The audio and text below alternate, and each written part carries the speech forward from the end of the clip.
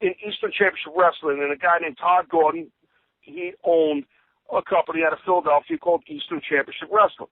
And the deal was, we were doing a bunch of TVs on Saturday nights in the winter in Philadelphia and freezing our balls off and just having a damn blast. But to go back in time, I remember, if I could tell you a story, you remember Larry Sharp, obviously, right? Oh, yeah. New Jersey. So Larry Sharp had his little promotion there in the Monster Factory. And what happened was I was getting pretty hot on the indie area in the Northeast. People were booking me, and I was making a little money. I was doing pretty good, and I was getting buzz on me. And Paul Heyman, had called me. Now, Paul, I always know Paul. And when Paul was in WCW, while you were in WCW doing stuff with Paul, he was always trying to get me in there, and it just never worked. It just didn't work. I don't know if I wasn't big enough or what happened.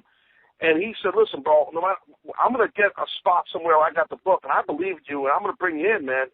I didn't really believe him, So what happened was he took the book over for this ECW thing, which was getting a lot of buzz. And, he had called me and said, I want you to come in and wrestle this guy named Sabu.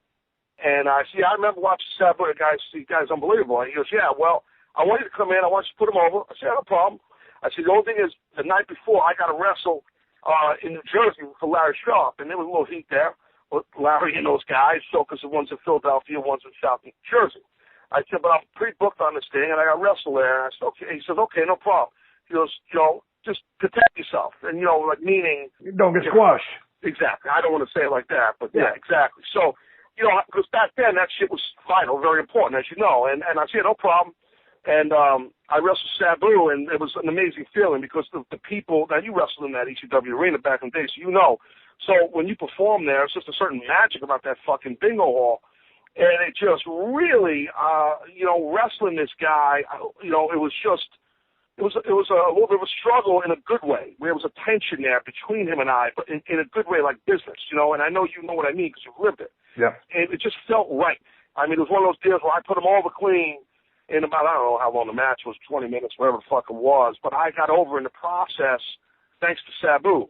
And Paul Heyman gave me that platform and Todd Gordon. And then I came through the curtain, and Paul hugged me, and he said, bro, you're booked on every single show we have, every show. And the rest is history. So, that was a huge moment. I'm always forever grateful to Paul and Sabu for that, because I hardly knew Sabu then. So, what happened was now, he knew right away, Paul, that he wanted to put me with Kevin Sullivan, I guess, and I didn't know that at the time.